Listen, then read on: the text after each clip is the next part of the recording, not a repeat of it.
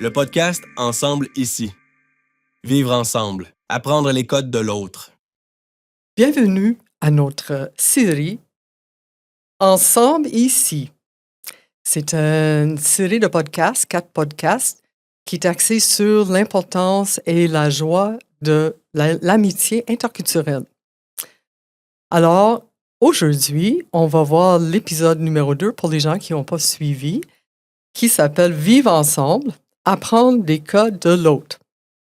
Je m'appelle Suzy Verhoff, je travaille au Carrefour Jeunesse Emploi et je suis agente d'intégration pour les personnes issues d'immigration.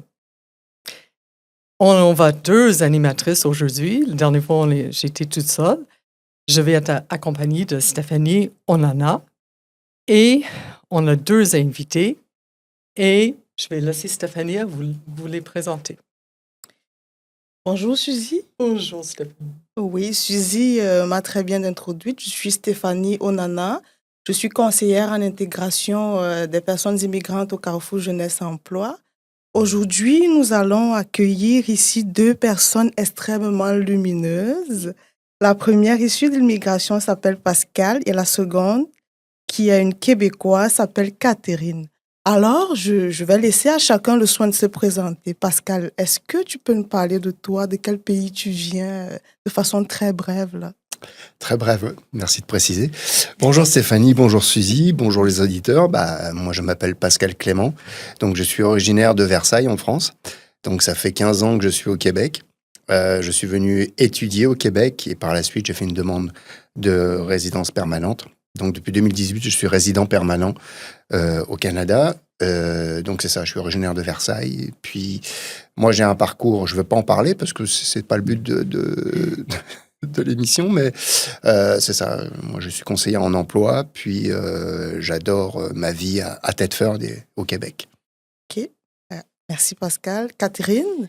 Catherine Baudouin. Moi, je suis née, j'ai envie de dire, presque à 500 mètres d'ici. Là. On est tout près du centre hospitalier de Thetford Mines. Donc, j'ai vraiment née ici, grandi ici. Je dis à la blague, des fois, les 2 pieds dans l'amiante. Là. Fait mon parcours scolaire ici. Ma famille est ici. Donc, c'est ça. J'ai eu l'occasion de sortir d'ici parfois, mais c'est ça. Donc, vraiment native d'ici depuis toujours. Et je travaille aussi au Carrefour Jeunesse Emploi, donc comme conseillère aussi. Voilà. Effectivement, on est bien entourés aujourd'hui. On a 2 collègues avec nous. C'est très spécial, puis moi, j'apprécie énormément votre participation. Alors, moi, j'aimerais vous faire que vous faites part de vos récits de vie. Alors, on appelle ça des récits croisés parce que vous êtes croisés dans la vie. Et vous avez formé une amitié. Alors, ça serait de nous raconter peut-être quelques anecdotes de malentendus culturels. Je ne veux pas dire des chicanes, mais juste des choses qui étaient différentes. Parce qu'on sait très bien que la culture française est différente que la culture québécoise, même si on a énormément de similitudes. Puis même la langue, qui est la même langue, il y a beaucoup de différences. Alors, c'est intéressant de parler de ces différences-là et les ajustements que vous avez faits au niveau quotidien. Et apprendre aussi les codes sociaux, de comprendre l'humour, de la politesse, les habitudes alimentaires. Tout ça, ça devient comme des sujets qui... C'est pas des tensions nécessairement, mais c'est juste « Ah, tu fais ça comme ça. Oh, j'ai pas compris. » Puis essayer de comprendre comment vous avez appréhendé tout ça, puis partager vos points de vue. Je pense que ça s'est fait facilement. Oui. C'est très facilement. En fait, c'est sûr qu'avec Catherine, on est amis depuis 2014. On s'est peut-être vu la première fois en 2013. C'était quand moi, je faisais un stage à l'école Saint-Gabriel, comme j'étais en éducation spécialisée. Je faisais un stage à l'école Saint-Gabriel, puis les enfants de Catherine étaient à l'école Saint-Gabriel. Donc, on s'est vu la première fois à l'école Saint-Gabriel en 2013. Puis par la suite, Catherine, elle a ouvert un restaurant qui s'appelait La Crépicurienne. Puis c'était juste en face du Carrefour Jeunesse Emploi à l'époque où on était situés.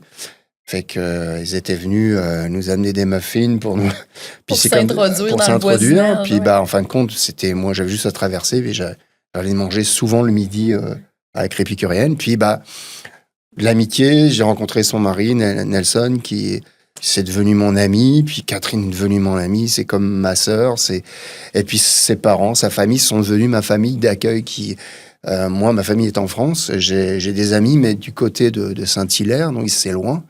Ici, j'avais pas vraiment je tisse facilement des relations. Moi, je suis quelqu'un de social, mais on va dire qu'ils sont très importants dans ma vie actuellement.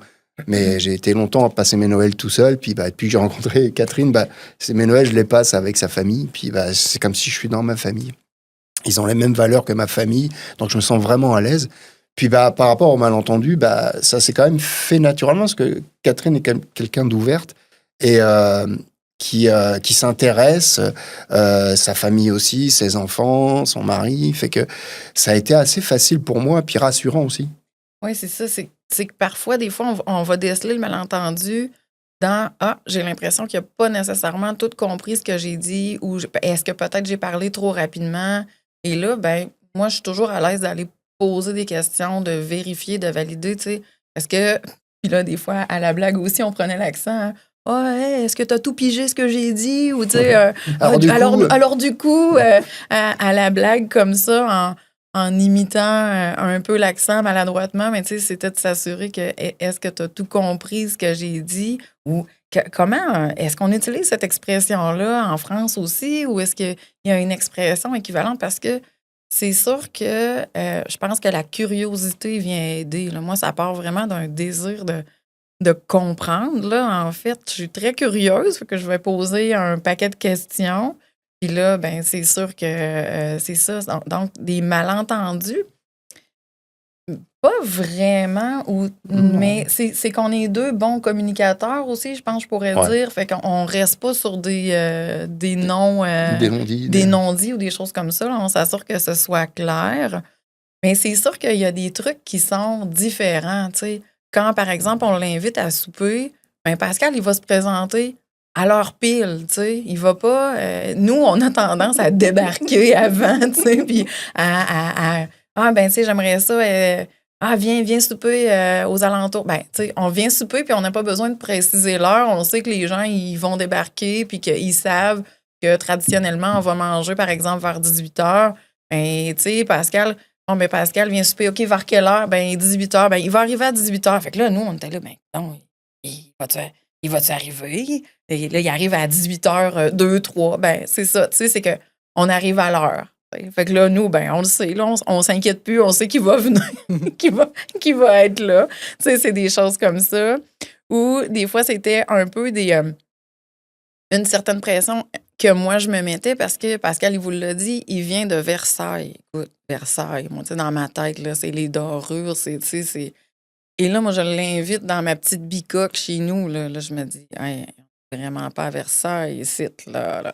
Fait que, tu sais, il y avait comme, au début, cette espèce de pression-là, parce que tu dis, la France, c'est le berceau de l'architecture, c'est le berceau de la gastronomie, c'est le berceau, tu sais, c'est le berceau je veux dire, d'un paquet de choses. Fait que là, tu te dis, ouais, OK, moi, je suis pas le berceau, là. c'est là où il y a un peu le malentendu, dans le sens où c'est pas du tout ça. Moi, oui, j'ai grandi au château de Versailles parce que mes parents travaillaient pour les musées nationaux. J'y ai travaillé au château. Mais j'ai pas vécu dans la dorure. On était modeste. Et puis, c'est ça, en France, oui, on aime ça, la nourriture, bien manger. Mais tout le monde mange pas super bien en France. C'est ça. Fait que, puis... Ces petits malentendus-là, j'aime bien souvent, ta mère disait souvent, c'est pas Versailles, c'est à la bonne franquette. Et moi, je préfère ça largement qu'il serait mis à faire ça m'aurait mis mal à l'aise. Mais en même temps, on le faisait quand même parce qu'on se disait, on veut pas se dénaturer, t'sais. Mais c'est intéressant aussi de l'autre côté de dire, tu sais, c'est sûr, on est ici puis on va dire les choses comme ici, mais apporte-moi des choses de chez vous aussi. Donc, les fromages, les pains baguettes, les saucissons, etc. Parce que c'est agréable. Le pastis, effectivement, quand on prend l'apéro et qu'on sonne pour un petit perroquet ou une tomate, vous irez voir c'est quoi. Mais c'est vraiment des choses comme ça. Mais tu sais, en même temps, ben, on fait une épluchette de blé d'Inde. As-tu déjà? Oui, j'ai déjà fait ça avec mon ami Manon, par exemple, ou non. Tu sais, c'est la première fois où on va manger des hot dogs. Là, c'est vraiment ordinaire comme repas, mais on va manger des, tu sais, Bah, des hot dogs. Son père m'a fait manger du ballonné. Puis Oui. sa mère était gênée, mais moi, je ne connaissais pas. J'avais aucune idée de ce que c'est. C'est un saucisson comme un autre. Ah, c'est ça. Il est juste un peu plus gros, tu sais, mais c'est ça. C'était juste drôle. Puis moi, j'ai apprécié. Moi, je suis venu ici, en fait. Moi, j'aime découvrir. Donc, j'ai eu la chance dans ma vie à beaucoup voyager, hein, un peu comme toi, Suzy, ou comme toi, Stéphanie aussi, quand même. Hein. Mais j'ai beaucoup voyagé dans ma vie. Puis, je m'intéresse toujours aux autres cultures.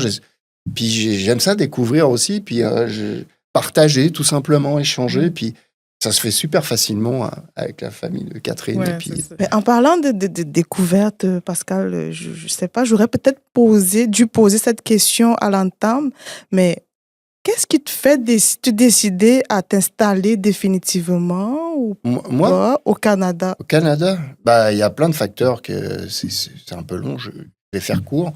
C'est que moi, j'ai été musicien professionnel pendant plus de 20 ans en France. J'étais intermittent du spectacle, sociétaire de la SACEM. Puis, dans les années 80, on a eu un producteur québécois. On est venu enregistrer un album au Québec en 87.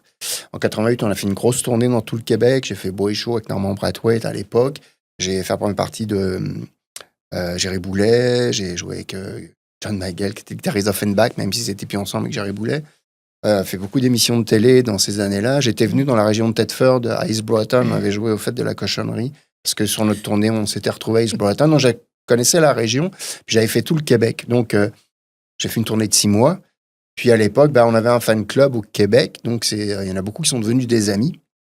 Puis je venais tout le temps en vacances. Puis suite à mon divorce, tout ça, j'ai eu des amis ma meilleure amie, puis son mari me dit pourquoi c'est en France, pourquoi tu viens pas t'installer au Québec? Ça, c'était à leur mariage en 2004. Puis ça a fait son chemin. Moi, j'avais arrêté la musique professionnellement en 2002. J'étais devenu directeur d'une entreprise de logistique. J'ai été chercher mon bac en ressources humaines. Puis là, je m'investissais beaucoup dans cette entreprise-là. J'avais remonté l'entreprise. Puis j'avais envie d'autre chose. J'avais besoin de découvrir. Puis j'ai fait mes démarches. Puis le seul moyen à mon âge, moi j'ai 62 ans actuellement, mais à l'époque j'avais 43 ans. Donc le seul moyen pour l'immigration, c'était de passer par le retour aux études. Donc je m'étais inscrit au cégep de Sainte-Foy à Québec, mais c'était contingenté. Donc évidemment, moi j'étais pas prioritaire. Puis à l'époque, il n'y avait pas autant de statut d'étudiants étrangers. Ouais. J'étais venu, donc j'avais fait des recherches sur Thetford, le cégep, il est bien coté. J'étais venu à Thetford, j'avais rencontré la conseillère pédagogique, puis elle m'a dit qu'il n'y avait pas de problème, moi je pouvais m'inscrire. Fait que c'est ce qui s'est fait. Donc en 2010, je suis arrivé au cégep de Thetford, à Thetford Mines. Et puis j'ai suivi mon cours en éducation spécialisée, puis voilà. Puis après, j'ai fait mon premier stage au Carrefour Jeunesse Emploi. J'ai été embauché en persévérance scolaire, puis il y a eu un poste qui s'est libéré comme conseiller en emploi, donc j'ai eu le poste. Maintenant, ça fait depuis 2014 que je suis à temps plein au Carrefour Jeunesse Emploi. Waouh! Ça, c'est un parcours vraiment, vraiment riche et diversifié. Ouais. Les multiples vies. Moi, oui, je dis souvent les multiples vies de Pascal. Je te mets juste une petite couche, mais c'est normal. Oui, c'est ça. Oui, parce qu'il nous a fait ça très court. Donc, à vous écouter, la rencontre avec Catherine et sa famille s'est faite de façon vraiment naturelle. Mais je voudrais savoir quelque chose. Quels sont les efforts que chacun de vous a fait, mettons, pour se comprendre? Parce que quelqu'un qui vient de France, de Versailles, et une native d'ici, certainement, il y avait des différences. Qu'est-ce que vous avez fait pour que votre amitié trouve un équilibre? Catherine est quelqu'un d'ouverte. Elle est très intelligente, non mais c'est vrai. Oh. Non, puis tu t'intéresses à plein de choses, t'es curieuse, non mais c'est vrai. Fait que ça n'a pas été difficile, elle s'adapte très vite. Puis moi aussi, j'aime ça. Puis j'avais déjà, ça faisait longtemps que je venais au Québec. Je ne suis pas arrivé en 2010. Mais la première fois que je suis venu au Québec, je ne comprenais pas les Québécois parce qu'on parle la même langue, mais je n'ai pas les expressions, l'accent. Des fois, c'est dur à comprendre. Donc il y avait déjà un bout de fil. J'avais un bon bout qui était fait. Il y avait des expressions déjà qui étaient maîtrisées. Tu sais, on l'entend quand il parle. Hein, c'est ça fait que. Ces choses-là, ils sont là, ces expressions-là. Donc, c'est sûr qu'on n'était pas en relation avec quelqu'un qui venait tout juste d'arriver puis qu'effectivement, quand on parle, ça peut aller très vite, ça peut vraiment être difficile, puis on voit les points d'interrogation se multiplier dans le regard. Mais c'est sûr que de notre côté, ben c'est d'utiliser différents mots pour nommer une chose. C'est par exemple, quand on est dans un domaine plus précis, je parle pas de la vie au quotidien. Là, est-ce que tu veux un café? Je veux dire, un café, c'est un café. Là. Il n'y a pas 36 000 manières de... Tu me dis, passe-moi le Scott Towel, je vais chercher longtemps parce que je sais pas ce que c'est. Donc là, c'est ça. Je me dis, OK, non, c'est le Scott Towel, c'est la marque. Donc, nous, de notre côté, ben, c'est de dire, ben, est-ce que tu veux un essuie-tout? Est-ce que tu veux une serviette? Est-ce que tu veux... Donc, c'est de voir que, ben c'est ça. Puis nous, en France, on dit, bah, t'as du sopalin, tu peux me donner un bout de sopalin? Un sopalin, ben, c'est sûr que marque, moi, de mon côté, et sopalin, de quoi il parle? C'est ça. Donc, c'est des choses comme ça, des canards WC ou des trucs de même que toi, tu viens me nommer. Puis là, je fais, hein? What? Qu'est-ce que tu dis là? Parce que la roupire, Canard WC. J'aime pas ça, je trouve que ça goûte le canard WC. Puis le canard WC, c'est un produit pour les toilettes, pour nettoyer les toilettes en France. Je trouve que ça sent ça, fait que... Donc là, c'est ça, mais tu sais, c'est vraiment de notre côté, c'est d'utiliser plusieurs mots. On fait de la construction, par exemple. Okay. En fin de semaine dernière, hein, t'es venu nous aider. Ça, c'était vraiment drôle parce que là, je vais avoir besoin d'un bout de planche 36 pouces et un quart. 36 pouces et un quart. Qu'est-ce que c'est ça? Impérial. Non. Là, il a regardé sur le galon avec mon père. Avec Nelson, mon chum, puis là, il était là. Non, finalement, 4, vas-y. Après, 600 centimètres, oui, mais pour moi, c'est pas naturel. Ça fait 30 pieds. Ça reste abstrait pour moi, 30 pieds. Si tu me dis, ça fait 10 mètres, OK, là, je le visualise. Mais 30 pieds, pour moi, c'est abstrait, quoi. C'est ça. Fait que c'est des trucs comme ça que, OK, là, on fait un effort. C'est pas un grand effort, mais tu sais, effectivement qu'on devrait... Je comprends pas qu'on est encore là avec des pouces puis des pieds, là, mais on est encore là en construction. C'est générationnel. C'est vraiment... Mais pourtant, c'est pas... Tu sais, c'est ça qui est drôle, c'est pas ma génération. Parlait en pied aussi, mais moi, j'ai appris... je suis né en 63, mais j'ai appris quand même le centimètre, le métrique, en fait. Mais je suis capable, hein, je comprends, si j'ai un gallon, je vais m'en sortir, il n'y a pas de problème, parce qu'il y a les deux. Tu te souviens? Tu sais, on était, c'est 8. C'est 8, c'est où ça? C'est 8. Non, ça c'est sûr, pour moi, il faut compter. Suzy, tu comprends donc, à les écoutants, là, leur amitié révèle des similitudes et des différences. Mais j'ai quand même une question.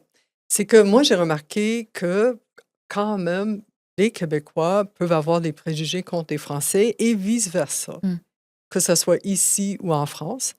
Et je me demandais si vous aviez été sensibilisé à ça et vous rendez compte qu'en fait, vous n'avez pas de préjugés ou que vous en avez.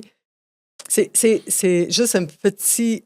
parce que souvent, les gens, c'est un peu ça qui bloque l'amitié, mais c'est évident que ça n'a pas bloqué votre amitié. Mais est-ce que vous étiez... au courant de, par exemple, certains Québécois qui disent « Oh, les Français... oui, parce que on me l'a déjà dit, maudit français. Oui. En même temps, moi, je viens dans un pays, je vais accueillir sa culture, je vais accepter sa culture, comment il fonctionne, je vais m'adapter. Si ça me plaît pas, je retourne en France, puis c'est that's all, comme vous dites. Hein, c'est pas plus compliqué que ça. Fait que moi, je m'adapte, fait que je vais faire les efforts aussi. Et puis, accepter, oui, il y a des choses qui sont différentes. Payer son permis tous les ans, je trouve ça absurde. Pourquoi, ouais. Mais bon, ça fait partie, je ne chiale pas pour ça. Fait que, je m'adapte. Et puis, c'est ça, d'autres avantages. Ici, on est payé à la semaine ou aux 15 jours. En France, on est payé au mois. Fait que, il y a ce côté-là. Il y a des avantages. Et c'est différent. Donc, surtout quand on est dans une situation d'immigration, qu'on vient dans un autre pays, il faut embrasser la culture, puis d'accord, c'est différent, et des choses peut-être qui viennent nous titiller parce que c'est différent, mais si retourne dans ton pays si t'es pas d'accord avec ça. Fait faut l'accepter, l'accueillir, puis on s'adapte. Moi, j'aime ça. Mais quand aussi on accueille, parce que ça, c'est ma posture à moi, lui, il est arrivé, et c'est sûr qu'il y a son travail à lui d'ouverture sur la nouvelle culture.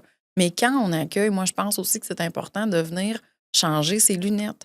Moi, j'essaye toujours de me dire, si moi, je débarque en France demain matin, si moi, je débarque au Cameroun demain matin, qu'est-ce que j'aimerais que les gens chez qui j'arrive, de quelle manière j'aimerais être accueillie? Donc, ça, c'est la posture aussi que j'essaie de me dire, mais c'est pas simple, là. tu pars du Cameroun, de la France, peu importe l'endroit d'où tu viens, puis tu arrives dans une nouvelle culture. Moi, mon effort, c'est de prendre le temps aussi d'être patient, d'expliquer, de comprendre que ça se peut qu'on nomme pas les choses de la même manière, mais qu'on parle exactement de la même chose. Hein, on fait souvent la blague, là, le petit déjeuner, le déjeuner et le dîner. Nous, le déjeuner, le dîner, le souper, ici. Donc, ben, c'est ça, c'est de trouver l'espèce de point de rencontre entre les deux. Mais l'effort de l'accueillant aussi, de dire, c'est pas uniquement à la personne qui arrive de tout mettre en place. Elle a beaucoup, beaucoup de choses à mettre en place. Puis, il faut se positionner aussi. On est dans une espèce de choc culturel quand on arrive à quelque part, que c'est nouveau, même si on parle la même langue. Parce que la facilité de venir au Québec, c'est qu'au moins, on parle la même langue. On n'a pas à apprendre une nouvelle langue. Des nouveaux codes dans cette langue-là, oui. Des expressions. Des expressions. L'accent. Mais la personne qui reçoit... Moi, je pense qu'il faut changer de souliers ou changer de lunettes puis se dire, OK, attends un petit peu, là, si j'arrivais à quelque part, là, dans une autre épicerie, dans un autre magasin, dans un autre pays, de quoi j'aurais besoin? Qu'est-ce que j'aurais de besoin? Bien, j'aurais besoin qu'on soit tolérant, qu'on soit patient, qu'on se donne la peine de m'expliquer. Pas juste de me dire, ben c'est ça puis c'est tout. Oui. Non, attends un petit peu. Il y a pourquoi on utilise telle expression. Il y a des histoires derrière ça. Puis je pense que là, c'est là où on s'enrichit. C'est quand les deux changent lui, il porte ses lunettes de nouvel arrivant, mais tu sais, moi, je mets mes lunettes d'accueillant, en fait. Honnêtement, je trouve que c'est des signes de personnes très évoluées, là. Les personnes que j'ai devant moi en ce moment. Sapiens. Non, mais c'est des très beaux modèles de comment faire ce lien-là qui est tellement important et tellement enrichissant. Par contre, est-ce que vous avez chacun appris quelque chose de spécifique un de l'autre? Et quelle sorte de transformation ça a fait dans vos vies de vous être rencontrés? Hey. Ce que j'apprends beaucoup, c'est l'expérience, parce que Pascal, ben, c'est ça, tu l'as nommé, ton âge, mon âge, on n'a pas la même âge, là. C'est une bibliothèque. C'est une bibliothèque. Hey, moi, je découvre un paquet de trucs. Je veux dire, lui, il a des connaissances au niveau de la culture française, toute l'histoire, parce qu'il est passionné d'histoire. Donc, la culture, les grandes luttes, les batailles, etc. On va parler beaucoup de musique. Donc, moi, j'apprends. Il a voyagé aussi beaucoup. Donc, là, je vous l'ai dit, je suis curieuse. Je pose un paquet de questions. J'ai un intérêt pour la politique. De ce qui se passe ici m'intéresse, mais ce qui se passe ailleurs aussi. Donc, on en discute, on en débat. On n'est pas nécessairement tout le temps d'accord. On a des postures qui peuvent être différentes ou divergentes dans certains aspects. Mais l'idée, c'est qu'on discute, puis on évolue, puis notre regard change ou s'affine ou se développe dans tout ça. Puis ça, c'est vraiment là, moi, où je veux dire, je reste à Thetford, puis je voyage. C'est pas merveilleux, ça? C'est pas mal économique. C'est ça, c'est très économique. Je veux dire, allez vers les autres, vous allez voyager à peu de frais. Oui. Moi, et toi, Pascal? Ce que j'aurais appris, c'est l'entraide, le communautaire. L'esprit du communautaire est quand même très fort, je trouve, au Québec. Disons un peu plus qu'en France. En France, quand tu es dans la région parisienne, le communautaire, c'est très personnel, c'est très individualiste. Donc, moi, j'étais capable de ça. Hein. Moi, j'habitais dans la région parisienne. À Versailles, il y avait un côté communautaire quand on était au château, ceux qui travaillaient au château de Versailles. Mais en dehors, après, ça a été Paris, tout ça, c'est très individualiste. Donc, en arrivant ici, il y a quand même un côté communautaire. Je sais qu'au début, je connaissais Catherine, elle était très impliquée au niveau d'héritage centre-ville. Donc, plein de choses. Nelson aussi, ton mari, puis... je vois ta famille, tes parents, ils sont très impliqués à Black Lake, ils sont mobilisés. Fait que tout ça, je trouve ça waouh, génial. On a un peu ça dans les campagnes en France. Pour aller plus loin des grands centres. Là. Quand je vais dans ma famille en Bretagne, oui, il y a ce côté-là qui est très... Puis j'avais pas ça dans la région parisienne. Puis moi, j'étais malheureux de ça. Puis c'est pour ça que peut-être aussi le Québec me rejoint. puis que j'ai trouvé dans la famille de Catherine et Nelson ce côté-là communautaire, qui partage, qui puis ça fait du bien parce que sinon t'es isolé. Je peux comprendre un immigrant qui parle pas la langue puis qui a du mal à aller vers l'autre, ça va être très dur pour lui. Puis c'est notre rôle, nous, en tant que... moi, maintenant, je me sens peut-être fort de moi, mais de les accueillir, comme on fait au CJE, de les rassurer, de leur montrer de l'intérêt sur qui ils sont, d'où ils viennent, leur parcours, puis pour qu'il y ait une ouverture, pour que c'est ça, en fait. Et puis, c'est ça que j'ai eu avec Catherine et sa famille, qui m'a fait du bien. En fait, ça rentre directement dans une autre question que j'avais, c'est si vous avez un message d'espoir à donner aux gens qui arrivent, ce serait quoi? D'aller vers l'autre. C'est d'aller vers l'autre, d'aller vers les Québécois. Ça va pas être facile, mais c'est normal, il y a toujours naturellement, des fois, ça peut être difficile, c'est pas facile. Hein. Des chocs. Ouais, il y a un choc culturel, il y a des fois une mésinformation, une méconnaissance. Puis souvent, ce qui crée les problèmes, c'est l'ignorance. Et je dirais à des Québécois, soyez ouverts, ouvrez vos yeux, restez pas fermés autant que l'immigrant. Allez vers les Québécois, intéressez-vous. Puis j'en vois beaucoup de la communauté africaine on en a eu des exemples qui s'impliquaient, qui voulaient apprendre. Et puis je me dis, voilà, ça c'est comme ça qu'il faut faire parce que ça va rassurer aussi. Puis moi, si par exemple j'allais en Afrique, j'irais vers les gens. J'irais, puis j'essaierais de m'adapter. C'est pas, et je peux comprendre que c'est pas facile. Hein. Mais il faut... c'est ça, le conseil, c'est aller vers l'autre, vers l'autre. Catherine, as-tu quelque chose à rajouter? Ce qu'on comprend, c'est que, par exemple, là, je m'expatrie, là, je m'en vais, je sais pas, travailler professionnellement au Japon. C'est sûr que, tu sais, quand tu es expat, parce que là, c'est ça, à un moment donné, tu as envie de retrouver ton miroir ou, tu sais, de te retrouver avec l'autre parce que ça fait du bien, c'est réconfortant, puis je le comprends à un moment donné parce que tu t'ennuies de ta patrie puis tu veux te retrouver avec d'autres personnes. Mais dans les histoires où on voit, nous, les plus beaux parcours d'intégration, évidemment, il y a un mélange des deux. Donc, le désir, oui, de conserver sa culture d'origine, mais le désir aussi d'aller et de faire un mix avec la nouvelle culture dans laquelle j'arrive et d'embrasser ça et les mettre ensemble, ça fonctionne. Hein? Les amalgames se font. Hein, la cuisine fusion, là, ça fonctionne très bien. Hein? Donc, voilà, on est tous des hybrides de toute façon. Exactement. Lointaine, mais... Donc, c'est ça. Donc, c'est sûr que la personne qui arrive ici puis qui veut reproduire à l'identique ce qu'elle vivait avant d'arriver ou de la manière qu'elle vivait avant d'arriver, c'est sûr que ça peut être difficile une fois arrivé ici. Puis, ne serait-ce que juste à cause de nos 4 saisons ici. Hein? il y a des trucs où ça ne fonctionnera pas. L'une très longue et les autres très courtes. C'est sûr que, comme je le dis, dans l'accueillant, c'est d'ouvrir. Puis dans la personne qui arrive, dans l'immigrant, c'est d'ouvrir aussi. Puis à un moment donné, on se retrouve à quelque part dans un corridor. Puis il y a un point de rencontre. Là.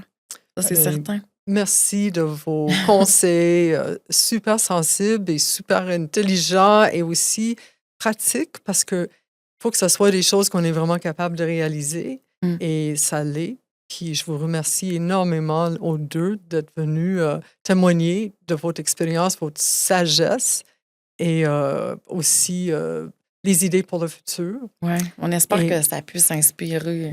Sincèrement. Merci pour l'invitation. Vraiment, je trouve ça inspirant. Oui. Et je vous invite tout le monde à écouter le prochain podcast qui va être sur créer des liens. Moi, je peux dire que vous êtes un exemple excellent de créer des liens, mais comment ça se fait dans des situations plus difficiles, par exemple, où la langue n'est pas la même, que les gens ont la difficulté à s'exprimer au début? Alors ça va être le sujet de notre prochain podcast. Merci beaucoup. Merci. Ah, beaucoup merci à vous pour de- l'invitation. Merci à vous, Merci. Pascal et Catherine. Ça a été une rencontre riche je sais pas, en expérience. Vraiment, merci pour tout ce que nous avons appris aujourd'hui de vous. Nos auditeurs aussi, je suis sûre, se retrouvent très enrichis. Ils ont beaucoup appris de la France, de Versailles, des expériences Ça a été survolé quand même. de Catherine, qui a une tête fordoise très investie ici et qui s'y connaît beaucoup. Donc, merci beaucoup pour votre précieuse attention et ciao avec Suzy et Ciao. moi pour le Ciao. prochain podcast.